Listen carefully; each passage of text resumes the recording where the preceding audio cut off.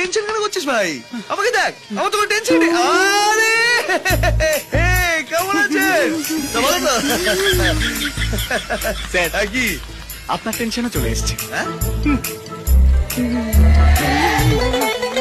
ওনাকে কোথাও যেন দেখেছি বলে মনে হয়। আমার এখানে এলো কি করে? পাশে ভাবি আছে স্যার, আপনি ধারের পাশে থাকুন কি দূরে।